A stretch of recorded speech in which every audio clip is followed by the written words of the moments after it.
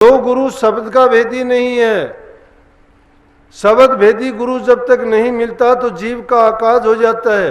जीव तो ये इच्छा लेके जाता है कि मेरा गुरु मेरा कल्याण करेगा, लेकिन गुरु खुद भेदी नहीं है। अरे अंधे की बाँ अंधा अगर पकड़ लेता है तो रास्ता दिखाने वाला कोई नहीं है। अगर तुम बुझे हुए चिराग के पास जाओगे तो तुम्हें रोशनी नहीं मिल सकती। अगर तुम्हें रोशन करना है अपने आप को तो जिंदा चसदा चिराग जो है उसके पास जाओ, वो बुझे हुए चिराग को भी रोशन कर देगा। अंधकार से जो प्रकाश में ला दे, अज्ञान को मिटा के जो ज्ञान दे दे, वही सच्चा सतगुरु है। इसलिए गुरु की शरण में जाने से अगर निश्चय तुम्हारा पक्का है, गुरु चाहे पूर्ण नहीं भी है और तुमने अपने विश्वास से पूरा मान लिया तो आपका काम तो पूरा है। गुरु को पूरा करना ना करना वो जीव के खुद की श्रद्धा और यकीन पर भी निर्भर करता है। गुरु को देर नहीं लगती, जीव के सभी कर्म कटते हैं। अगर प्रत्यक्ष में देखना चाहते हो तो अभी 2 दिन पहले की मैं बात बताता हूँ। अगर किताबों की बात कहो तो किताबों की बात में बड़ी अतिशयोक्ति होती है, बड़ा चढ़ा के लिखते हैं। क्यों लिखते हैं? लिखना चाहिए भी, ताकि ये जीव के दिल में उसको सुन के विश्वास इसका और ज्यादा बढ़े। किसी का विश्वास तोड़ना नहीं चाहिए, बल्कि उसके विश्वास को और ज्यादा बढ़ाना चाहिए। जब इंसान का विश्वास गिर जाता है, भाव गिर जाता है, तो उसके पास कुछ नहीं रह जाता। तो मैं 2 दिन पहले की बात बताऊं। एक जोड़ा पति पत्नी, उम्र रही होगी उनकी 50 साल के आसपास, दोनों में अनबन हो गई और दोनों मेरे पास आए। वहाँ दिनोद में आके कहने लगी, वो स्त्री जोर जोर से रोने लगी, कहने लगी जी माफ़ करना, मेरी ज़िंदगी सिर्फ आज की है। मैंने पूछा भाई ऐसी क्या बात है, आज की क्यों है, बोलो। बोला जी मेरा पति ने आज मुझे ये कह दिया कि आज तू जीने की है, आज मैं तेरे को ख़त्म कर दूंगा। मैं बोला अगर आखिर कोई कारण होगा इस बात का, क्यों उसने ऐसा कहा? बोले जी कारण कुछ नहीं मुझे पता। मैं बोला अगर वो आया होता तो उससे पूछता मैं। बोला जी आया हुआ है। आया, मैंने उस इंसान को बुलाया, बुला के मैंने पूछा।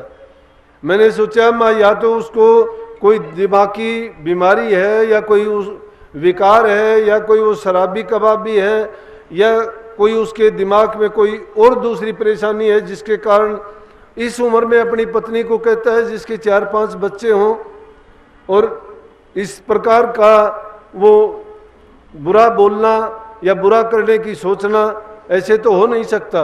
कोई ना कोई इन बातों में से उसके दिमाग में ज़रूर बात होगी। मैंने उसको बुलाया, बुलाने के बाद मैं कहने लगा भाई क्या बात है, क्यों इसको ऐसा कहता है? बोला जी कि ये मेरे सामने झूठ बोलती है, मैं इसकी किसी बात पर यकीन नहीं करता। मैंने जो जो बातें कही हैं इसने सारी बात मानी है। मैंने उससे कहा भाई जब तू तेरी गलतियां मानती है, इसको साथ लेके आई है, तो तू गलतियां करती क्यों है? बोली जी मैंने गलती नहीं की कोई भी, मैंने इसके डर के मारे हाँ भरी है कि अगर मैं हाँ नहीं भरती तो मुझे उसी टाइम भी कुछ भी कर सकता था। लेकिन मैं आपके पास लेके आई हूँ, आप हमारे गुरु हो। अगर गुरु के पास ही अगर आके नहीं बताएंगे, नहीं कहेंगे, तो हमारा इस बात का फैसला कैसे होगा कि अगर मैं गलती पर हूँ तो मेरा पति मेरी चाहे गर्दन को काटते, मुझे कोई इस बात के लिए दुख नहीं होगा। लेकिन मैं निर्दोष हूँ और निर्दोष पे झूठा दोष लगा के मुझे ऐसा कहता है। मरने से नहीं डरती, मैंने गुरु से नाम लिया है। मरना क्या है कि एक बार मरना तो है ही, लेकिन अगर बुरे और खोटे मंदे कर्म करके हम संसार में जाएंगे तो फिर गुरु को भी बट्टा लगता है, हमें भी लगता है। मुझे इस बात की कोई वो नहीं है, लेकिन मैं इसको यहाँ लाने के लिए सिर्फ मैंने इसके सामने कह दिया कि हाँ सारी गलतियाँ मेरे अंदर हैं और चल गुरु के पास फैसला हो जाएगा। वो कहने लगा ठीक बात है, अगर गुरु महाराज ये कह देंगे कि निर्दोष है तो मैं भी तुझे माफ कर दूंगा। अब कर्म था कि नहीं था ये कर्म? मैं बैठे बैठे सोचने लगा कि देखो कोई ना कोई तो कर्म इस जीव का था। और जब इंसान के दिमाग में कोई सोचता, वो अपने भविष्य के बारे में नहीं सोचता कि परिणाम क्या होगा। इसीलिए कई बार इंसान गुस्से में, क्रोध में, आक्रोश में, गलतफहमी में और कोई गलत विचार दिमाग में आने के कारण ऐसी ऐसी बातें कर बैठते हैं और उसके बाद में पछताता है इंसान और कहता है मेरे से भूल हुई है, मेरे से गलतियां हुई हैं। लेकिन जब वे समय निकल जाता है, गलती कर बैठता है, तो फिर पछताने से और उस बात को बताने में कोई फायदा नहीं होता। फिर तो उसके जिम्मे जो पाप सिर पे चढ़ जाता है वो भोगने के लिए उसको तैयार। यहाँ तो संसार में तो उसको कानून सजा देता है, और यहाँ से जाने के बाद में जो पूरे संसार का संचालन करता है वो उसको और सजा देगा, वो अलग से बाकी रह जाती है। और फिर भी उसको पता नहीं कि कभी इंसान का चोला मिलेगा या नहीं मिलेगा। तो इसीलिए इंसान का चोला जिन जीवों को मिला है वो कितने भागी जीव हैं। मैंने उससे कहा, अब वो प्रेमी मेरे से कहता था कि सत्य क्या है, झूठ क्या है, संत झूठ बोलते हैं कि नहीं। मैं कहने लगा संत सबसे ज्यादा झूठ बोलते हैं, लेकिन झूठ अपने स्वार्थ के लिए नहीं बोलते। वो झूठ नहीं होती जिसके कारण किसी जीव को दुख से निकाला जाता है, बड़े से बड़े पाप से जिससे बचाया जाता है, वो झूठ नहीं होता। और जो जिस सत्य के कारण अगर बड़े से बड़ा पाप जुल्म होता है वो सच नहीं रह जाता। इसलिए इस सच और झूठ की परिभाषा को जानने के लिए तो आदमी को गहन विचार करना पड़ता है। मैंने उसके क्या कहा, मैंने कहा कि ये निर्दोष है और तू जिस तरह विचारता है तू मेरे से पूछ ले इसके बेचारी के क्यों पीछे पड़ा है। तो कहने लगा जी जब आपने कह दिया मुझे पूछने की और किसी प्रमाण की भी जरूरत नहीं है, बोला कि ठीक हो गया कि आराम से और शांति से रहो। तो जीव का कर्म कटा कि नहीं कटा उसी टाइम पे। अब गुरु की शरण को जो सच्चे और पूरे विश्वास के साथ मान के चलता है, सच्चाई क्या है कि गुरु को ही वो सर्वे सर्वा मान ले। अरे नाम मात्र के लिए तो कह देते हो कि गुरु को मैंने तन दे दिया, मन दे दिया, धन दे दिया और सब कुछ गुरु को सौंप दिया, मेरा है क्या, गुरु के अर्पण कर दिया। निश्चित रूप से कबीर साहब ने ये वाणी कही है। वो कहते हैं कि मेरा मुझ में कुछ नहीं, जो कुछ है सो तोर, तेरा तुझको सौंपते क्या लागेगा मोर। ये बातों की चपलता नहीं है, चतुराई नहीं है, बुद्धि का खेल नहीं है, बुद्धि की बातें हैं ये। अगर कोई चालाकियों में कहता है कि सब कुछ गुरु का, जबान से गुरु का कहता है, मन से गुरु का कभी हुआ ही नहीं। गुरु के सत्संग को सुनता है, सत्संग की बात उसने जिंदगी में कभी अपनाई नहीं। जो शराबों में कबाबों में डूबते हैं, झूठ पाखंड का सहारा लेते हैं, छल बेईमानी की कमाई करते हैं, बर्बाद हो जाते हैं वो परिवार, कभी सुख से नहीं बसने वाले।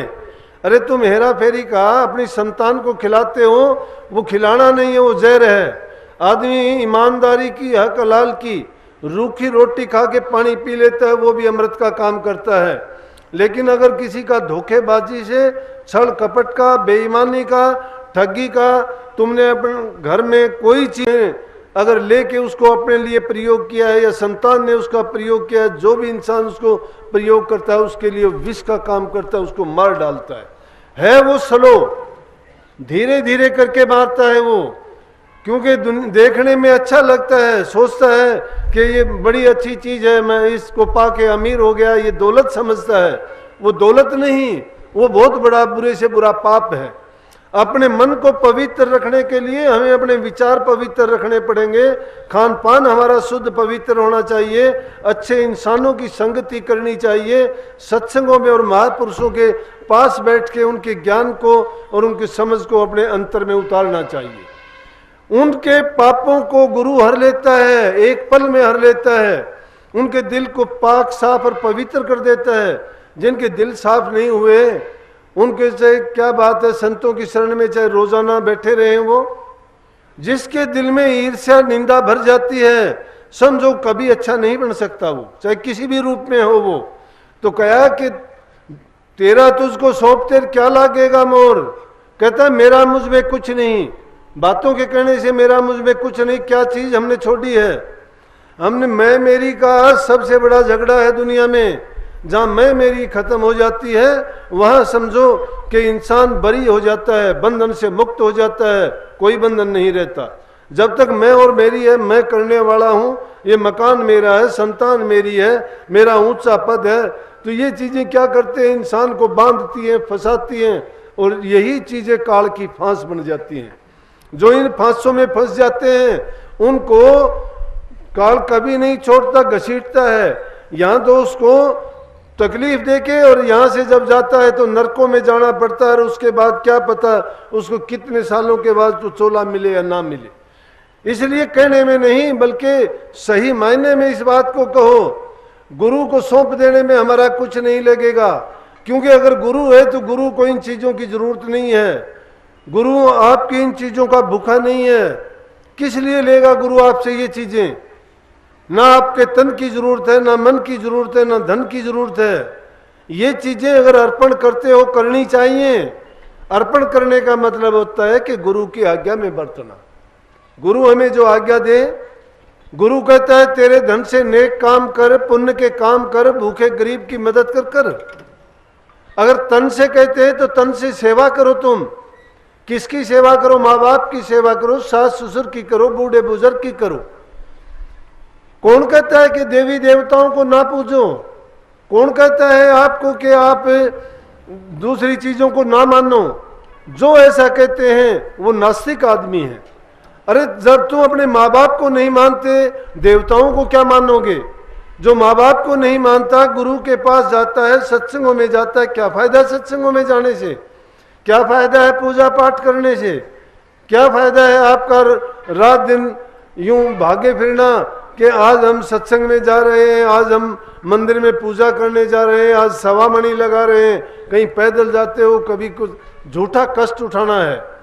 जो बीमारी छिपी हुई आपके हृदय में है, हृदय जब तक पवित्र नहीं है, बीमारियां अंदर में लगी हुई हैं। इलाज बाहर से करते हो, तीर्थों पे स्नान करने से, यज्ञ हवन करने से, या कोई दूसरा भंडारे लगाने से आपका कल्याण नहीं हो जाएगा। असली कल्याण अगर चाहते हो तो गुरु जो आपको रास्ता दिखाता है, उस बताए हुए रास्ते पे चल के अच्छे गुणों को अपने अंदर इकट्ठे करते चले जाओ और अपने जीवन को संवारते चले जाओगे। जो जो तुम्हें उन चीजों में आगे बढ़ते जाओगे, त्यों त्यों आपके पाप कर्म धुलते चले जाएंगे और जीवन आपका पवित्र होता चला जाएगा। लेकिन उल्टे ही क्या कहते हैं कि वो कहते हैं कि इस बात में कोई संदेह नहीं है कि तेरा तुझ में कुछ नहीं, संसार में किसका क्या है बताओ? कोई किसी का नहीं है। यहाँ पे ये रिश्ते नाते, भाई बंधु, महल मकान, जमीन जायदाद, जो भी चीज हमें दिखाई देते हैं सब की सब छिन जाने वाली चीजें हैं, किसी के साथ नहीं जाती। साथ जाने वाली चीजें हैं कि आप आदमी का किया हुआ कर्म, अगर वो नेक काम करता है, नाम की कमाई करता है, या अपने ख्यालात और विचारों को ऊंचे और पवित्र बना लेता है, और उस सोच के साथ जो ये दुनिया के बंधन है उन बंधनों से मुक्त हो जाता है, तो वो जीवित मृत हो जाता है। फिर वो चाहे उसका बार बार मरना नहीं होता। क्यों नहीं होता? कि किसी चीज के बंधन में तो आया ही नहीं, वो किसी चीज से उसका जुड़ाव नहीं हुआ। जब तक वो चीजें हैं उनको जरूरत के मुताबिक प्रयोग करता है। जरूरत के मुताबिक अगर प्रयोग करता है और फिर उसको छोड़ देता है, तो इसी प्रकार से उसका जब उन चीज़ों से मुक्त हो जाएगा तो संसार से तो अपने आप मुक्ति मिल जाती है। परंतु ये एक ऐसा अभ्यास है जिसको नित्य प्रति करते जाना है। जो बाहर की चीज़ों से, स्थूल चीज़ों को हम नहीं छोड़ सकते, अपनी गंदी आदत को नहीं छोड़ सकते। जहाँ देखते हो हुक्का, बीड़ी, पान, तमाकू, शराब, कबाब, उल्टे सीधे कर्म, जीभ के स्वाद में, इंद्रियों के रस में इंसान अपने जीवन को बर्बाद कर लेता है। जब भी किसी चीज की तलब उठती है, उठ के चले जाते हो। मुझे इन चीजों से मैं गुजरा हूं। मैंने दोनों प्रकार का जीवन देखा है। मैंने पारिवारिक सामाजिक जीवन जिया है, संसारी जीवन मैंने खूब जिया है, और उसके बाद जब से गुरु की शरण में आया मैंने त्याग का जीवन भी बहुत जिया है। त्याग का जीवन मैंने कैसे जिया कि अपनी इच्छाओं को, सब कुछ चीजें हाजिर होते हुए भी मैंने अपनी तमन्नाओं को मारा।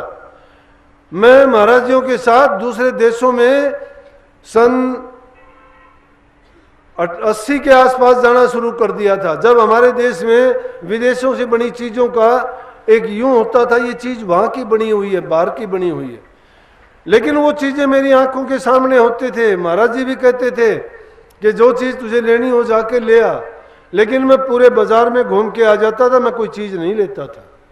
और मैं कह देता था कि ना ये चीज मुझे पसंद नहीं, हालांकि दिल से मुझे पसंद थी, दिल से मुझे पसंद थी वो चीजें, मैं चाहता भी था, लेकिन मैं लेता नहीं था। और वो आदत करते करते मेरी आदत ऐसी बन गई कि मुझे जरूरत ही नहीं रही। हालांकि वो चीजें कोई ना कोई दे भी जाता था, लेकिन मैंने कभी उनको अपना मन नहीं दिया कि हाय ये चीज मेरे पास होनी चाहिए।